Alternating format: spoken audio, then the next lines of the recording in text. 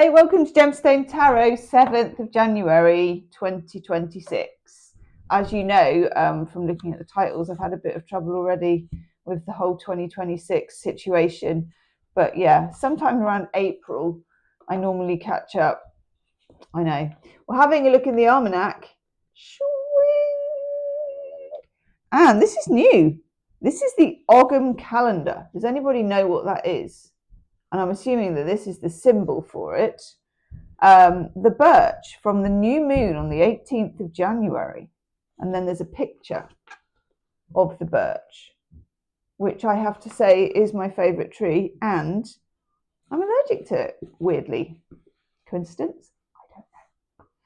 Here at the threshold of a new year stands the birch, tall, elegant, strong in her trunk, yet flexible and pliable in her branches. And I feel like there's a kind of a message for us already, okay?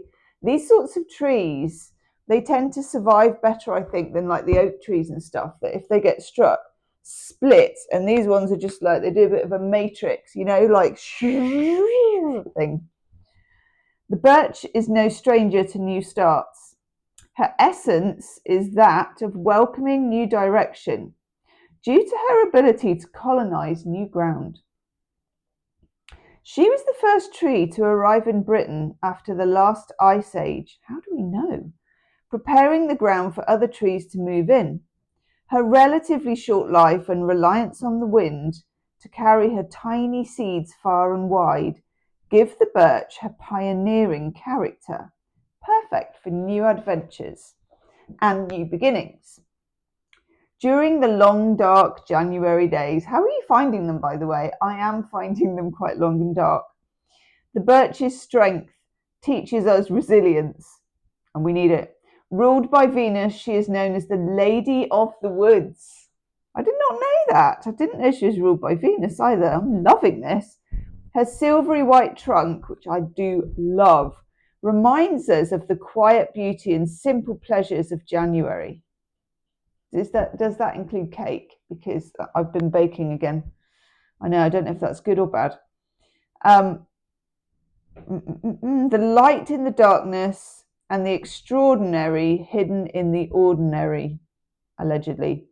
A cascade of branches and twigs tumbles down, dancing with the cold winds, demonstrating the ability to stay flexible, vitalized, and willing to change direction and go with the flow. And that has come up in our readings in the last few days, hasn't it?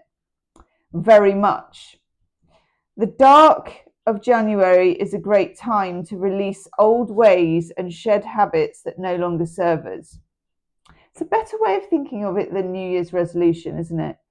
Birch has magical cleansing properties that help with this, releasing the old by shedding her bark. These discarded silvers can be used to write down things, don't go ripping them off trees though, that you too would like to let go of. Birch is transformative as a fire starter. I can't do any of this because I'm allergic to it. If you place your notes in the flames, she will consume your words in a whoosh of sparks, relieving you of burden. That is cool. Or you can sweep your troubles away by making a broom from birch branches. Our ancestors used birch twigs to sweep out old energy and purify the home, ready to usher in the spirit of change and good fortune. Embrace the initiatory forces and spirit of renewal that the birch gifts us at the beginning of the year. Swing! That was great. I'm going to have to now find out. It's Celtic, this is. Celtic tree Oghams. I'm probably saying that really badly as well. So do let me know. What do we want as a tarot? We're going to go Nightshade because, I don't know, it's kind of got a whole mushroomy forest thing going on for me. What do we need to know? I still haven't got back to knowing what day it is. So I don't really know whether it's the peak of the week. I think it is. It is Wednesday, the peak of the week. What do we need to know as we peak the week? Stay in. That is a very in keeping with what we've just read card, isn't it? Hermiting. So this doesn't always mean, you know, that I'm wearing my ratty old cardigan, although sometimes, you know, it is a kind of a cloak. But these sorts of things. So the wisdom is in the lamp, and the hermit lives in the cave. And the hermit, to a certain extent, eschews company. So you may not be in the mood. And I think January is a month where it's quite hard to be sociable, isn't it? Because when you are sociable, it's just too cold. You can't get there, and people are in a bit like peevish. So there's something here about not just staying in, but kind of celebrating staying in, making it impactful, making it so that you are, and also a lamp would be good.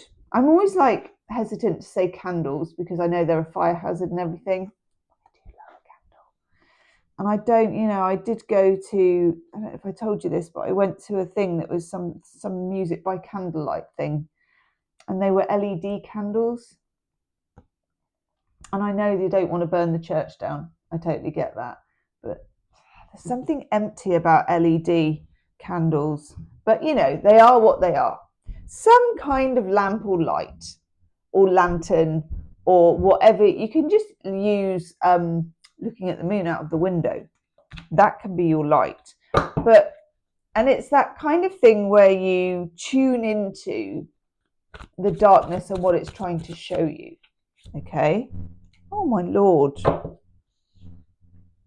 then we get the 10 of Cups, people. That's so nice. Mars in Pisces. It is a kind of happy ever after card. I think in the context of this, it's not as trite. Oh God. I just literally put it the wrong side up and that's on the top. You know me, I often get 2 10s together, and it's completely in alignment with what I was just about to say, okay?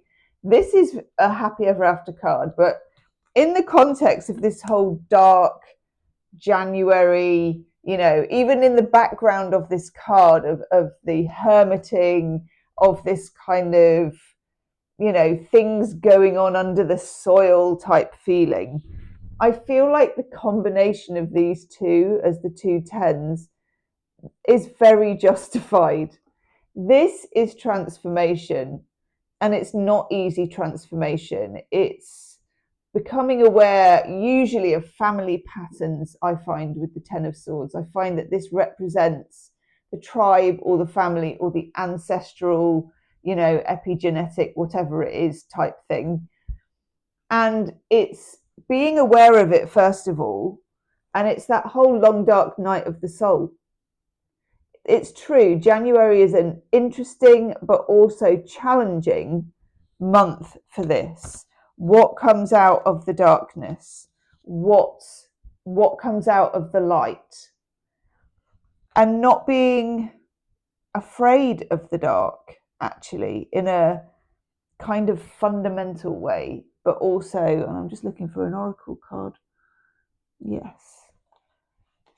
A fundamental way, but also in a metaphorical way. Let's take an oracle card. Woof. This was a lot. Oof.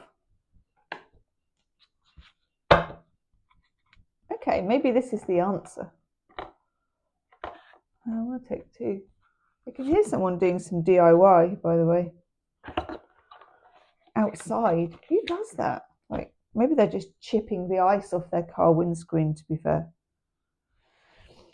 We get the Castle. Protection is necessary, but so is knowing when to open up. Interesting. And I love this. We get the Owl. I always find it a hard word to say. Creativity can't flow if it's left unused. Word to the wise. Nourish your passions. And I would say as well with these 3 cards, the Hermit, the 10 of Swords, the 10 of Cups, sort of dark journaling could be a thing. You know how in the book she was talking about scribbling on the birch bark and then putting it into the fire?